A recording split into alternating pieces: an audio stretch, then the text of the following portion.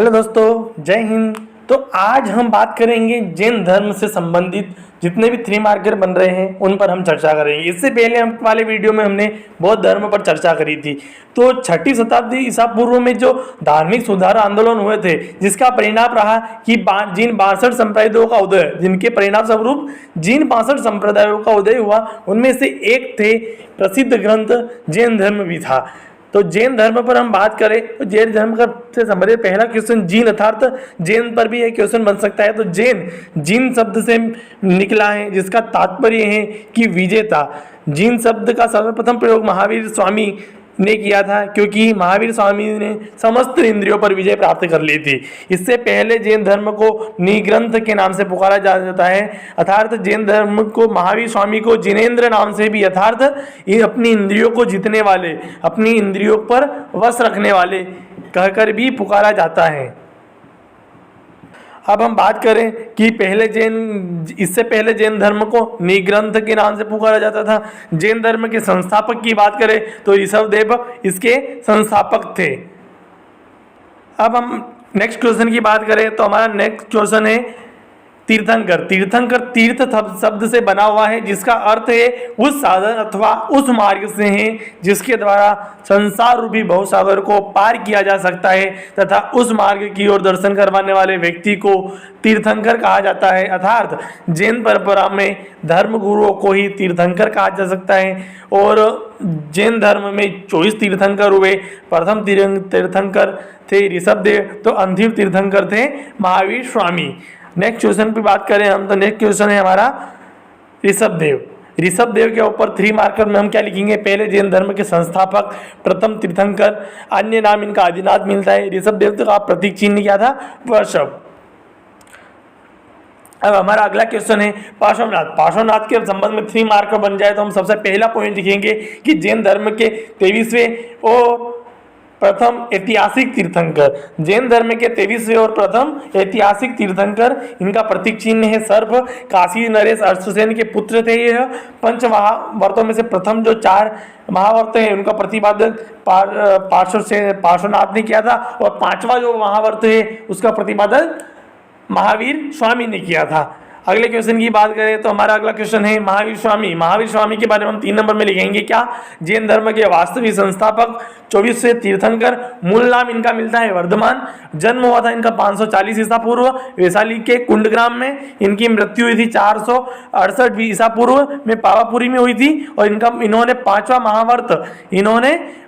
महावर्त ब्रह्मचार्य दिया।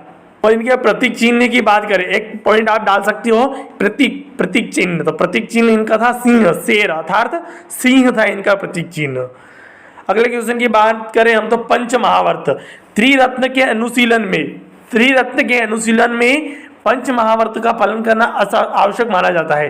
तब त्रिरत्न के अनुशीलन मतलब क्या हुआ? तो निर्वाण प्राप्ति हेतु हमें त्रिरत्न का अनुशीलन करना पड़ता है, अर्थात त्रिरत्न का पालन करना पड़ता है। तो त्रिरत्न के पालन करने में, त्रिरत्न के अनुशीलन में पंच महावर्त का पालन करना आवश्यक माना गया है। तो पंच महावर्त में पहला है अहिंसा, अर्थात हिंसा नहीं करना, सत्य, झूठ नहीं बोलना, असत्य, चोरी नहीं करना, अपरिग्रह, संपत्ति अर्जित नहीं करना, और 5वां आ जाएगा ब्रह्मचर्य, अपनी इंद्रियों को अपने वश में रखना। हमारा अगला क्वेश्चन है त्रिरत्न। तो निर्माण प्राप्ति हेतु त्रिरत्न का अनुशीलन करना आवश्यक माना जाता है। पहला हो जाएगा सम्यक ज्ञान, पहला है सम्यक दर्शन, सम्यक ज्ञान और सम्यक चरित्र। ये हमारे त्रिरत्न जैन धर्म से संबंधित है। तो पहला आ जाएगा यथार्थ ज्ञान को अपनाए जाने की प्रवृत्ति, अर्थात सम्यक दर्शन। असंदिग्ध एवं दोष रहित ज्ञान को क्या बोलेंगे हम? सम्यक ज्ञान। तथा अनुचित कार्यों का निषेध व हितकारी कार्यों को करना, इसे बोलते हैं हम त्रिरत्न।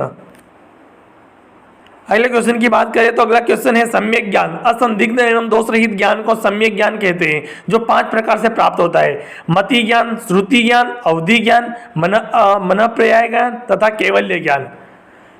अब हम आगे क्वेश्चन पढ़ते हैं। नेक्स्ट क्वेश्चन हमारा होगा प्रथम जैन संगीति। प्रथम जैन संगीति का आयोजन कब हुआ था? जैन संगीति का आयोजन करने का उद्देश्य क्या होता है? तो उद्देश्य सबसे पहला पॉइंट लग देंगे, इसका उद्देश्य तो जैन धर्म का प्रचार प्रसार करना।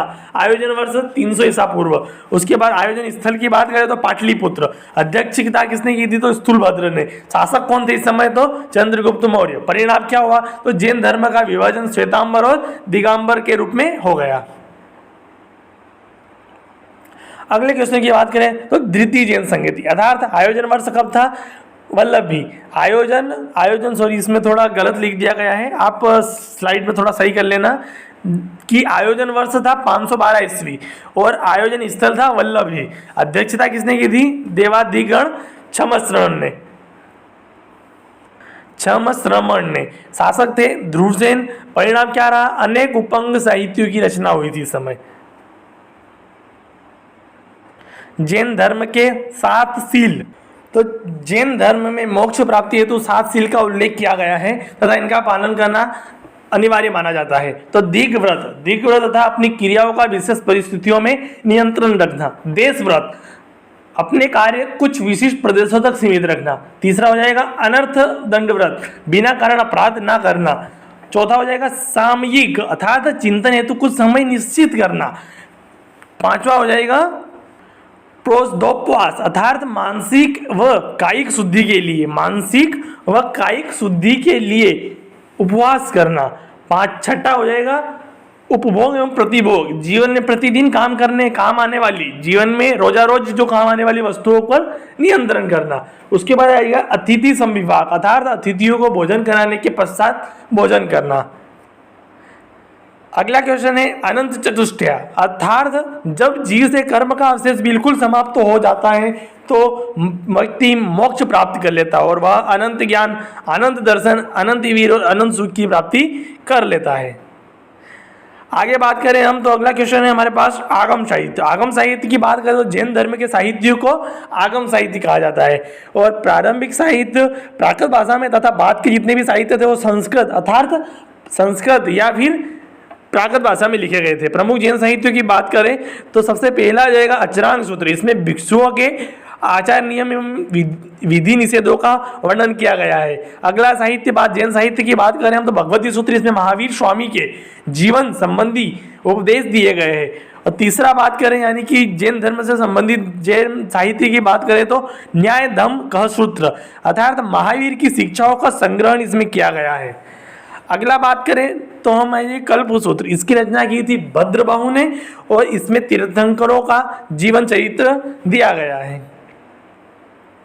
अब हम बात करें अगले क्वेश्चन की तो अगला क्वेश्चन होगा हमारे पास श्वेतांबर।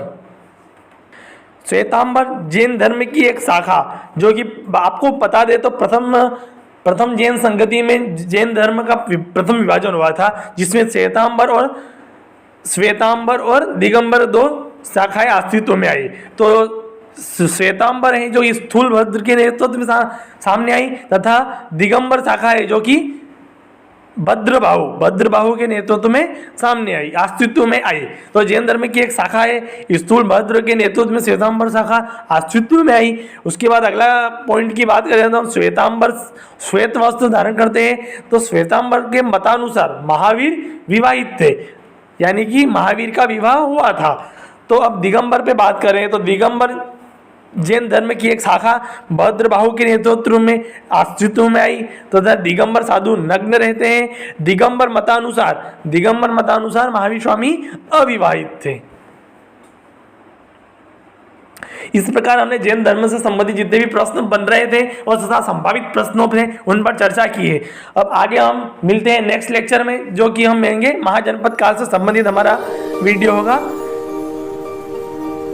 ठीक है दोस्तों, मिलते हैं। जय हिंद।